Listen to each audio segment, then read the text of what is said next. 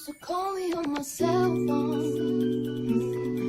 Late night when you need my love. Call me on my cell phone. Late night when you need. Hey guys, it's me Sylvia back with another video, and today I'm going to be doing a review slash first impression slash demo with swatches, the whole shebang on the new Kat Von D Serpentina eyeshadow palette. This is a brand new palette that Kat Von D came out with, and when I showed you guys that I got it on Snapchat, I got so many requests to do a review and a tutorial on it, so that's what we're going to do today. First, I'm going to start out by telling you guys a little bit about the palette, what they claim, all the basics, and after that I'm going to do a quick eye demo so you guys can see how this applies, see a cool look that you can do with it. After that, I'll just explain the pros and cons and what I really think of the palette. And yeah, let's get started. So it retails for $57 Canadian, a little expensive, and $45 US. It is a limited edition palette. I'm not sure how long they are gonna sell it for. I got it the second time they restocked it. So I'm assuming they're just gonna keep restocking it for a bit, keep it out for a while, but I don't know when they're gonna stop selling it because it's not permanent. So my first impression, as soon as I saw this palette, I had to have it, which is really weird for me because usually I'm really drawn to matte shades, neutral shades,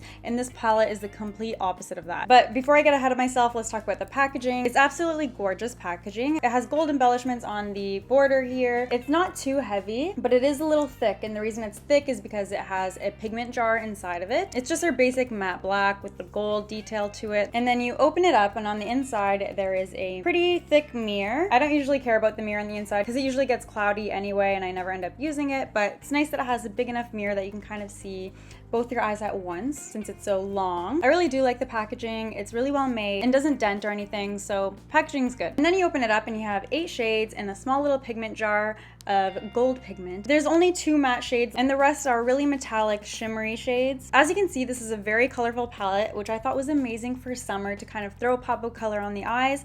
But the only thing is with this palette, I think, at least, that it's going to be really hard to pair the colors up with each other just because they are so bold and so unique on their own. But that didn't stop me from buying it at all. I find each of these colors is a must-have because they're all so gorgeous. So I might not use just this palette for one look, just looking at it, but I'll definitely reach for this palette when I do want that pop of color because I'm pretty much living for these colors. They're so gorgeous. I'm going to talk to you guys about what they claim about the palette and a little bit more about it. So it is completely free of animal-derived ingredients, which a lot of people are all for. I feel like in this day and age, it's really important to be conscious of that stuff. And Kat Von D says that she was inspired by the essence of Egypt for this palette, which totally makes sense when you look at the colors. They really just remind you of like exotic jewels. The shadows are triple milled. The grain's a lot finer, which means it's a lot silkier, which means it's usually easier to blend out, but we will find out. And lastly, it's not permanent, so if you buy it, you'll feel pretty special because not everyone's gonna be able to have it. I know, I do. Alright, so let's get to the fun part. I'm going to swatch all the colors for you guys. So the first shade is called Bloodmilk. It's a red brick matte color. Okay. It does swatch really, really well. It's really pigmented and it does feel really buttery. The next shade is Medusa. Oh, that one swatched a lot easier than the first matte one. It just really glided on. It's really gorgeous. And the next color is Ankh, and it's a matte black with gold glitter. Very excited about this one. So far, the mattes aren't swatching as well as the shimmery shades, but they're all extremely pigmented, and I'm excited to use them. The shade after that is called Queen, and it's a rust glitter. I think I'm gonna do the tutorial with this color. And then the 5th shade down is called Hieroglyphic, and this is a copper shimmer. I did make kind of a mess when I was applying it there. I think because they are so buttery and pigmented and finely milled that you will get a little bit of fallout, but we'll see about that later on. Just the way they're applying, I can kind of tell. This one is called Nile, and it's described as an ocean blue shimmer.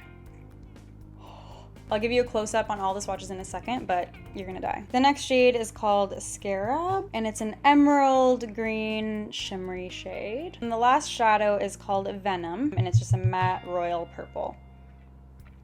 It's looking like the matte shades are having a harder time sticking to the skin. That'll probably change with the primer, but we'll see. Last but not least, I will give you guys a swatch of the pigment. It's called Profit, and it's a gold.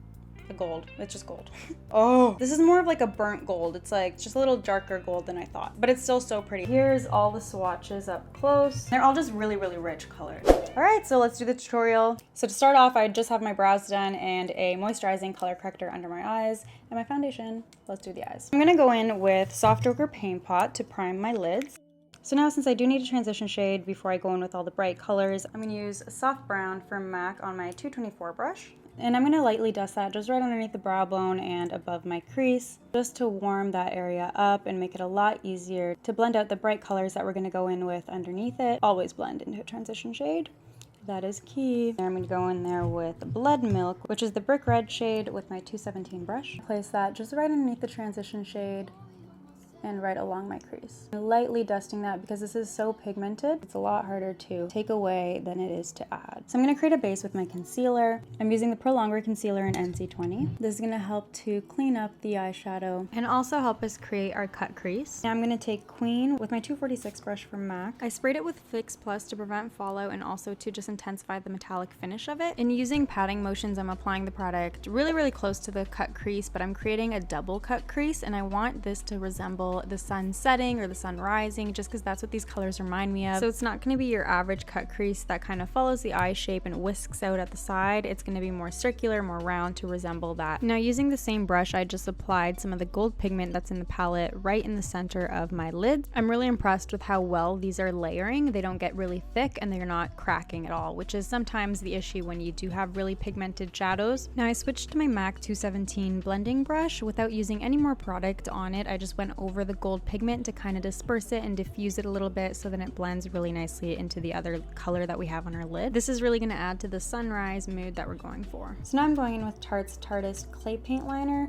with my 209 brush from MAC. If you guys watched my eyeliner hacks video, you know that this is one of the hacks to use a card to get a really sharp wing. And then I'm just lining like normal. If you guys want more tips and tricks on how to do your liner, then the link will be in the description to that video. Now I'm just going to highlight the inner corner and the brow bone using Nylon from MAC with my 219 pencil brush from MAC. There's not really a highlighting shade in the palette unless you wanted to use the gold pigment to highlight. Now I'm just going to throw my mascara and lashes on. I'm just going to do it off cam to save time. So before we go in on the bottom lash line with some shadow, I'm going to just clean up my under eye and do the rest of my face. I did the rest of my face makeup off camera just to save time, and I mainly wanted to focus on only an eye look with this palette. Now we can go back into the eyes and finish up our under eyes with the Serpentina palette. I'm just going to take Bloodmilk on my 230 brush from MAC and run that right underneath the lash line. And then I'm taking Queen and I'm going to run that right underneath the lash line, very close to my waterline with my 231 brush. Now I'm going to take my Definely Black Prolongwear eye pencil from MAC and run that right along the waterline. So that's the eye look I came up with using some of the colors in the palette. I mostly wanted this palette for their colors individually. So for pros, it's an extremely buttery and pigmented formula. They're very easy to work with, very easy to blend out. They're extremely unique colors. Honestly, I didn't have any colors just like these colors in my makeup collection already, which is rare for me, so I'm glad I got my hands on it. So that's pretty much it. The biggest con just being that it's not as versatile as some people might like their palettes to be. If you're the type to buy one palette once a year, I wouldn't recommend this one because you're probably not going to get the most out of it. But if you're the type to really love collecting palettes, it's limited edition, it has gorgeous colors that you're going to have a hard time finding exact dupes of anywhere else, and you can create some really fun, colorful looks with these eyeshadows. So that's all for this video. I hope you guys liked it. Don't forget to subscribe if you're not subscribed to my channel already, and I'll see you guys in my next video. Bye! So the next trick is to use tape as a stencil for your wing. This will give you a really nice, crisp, fast wing. I've used this in my videos sometimes.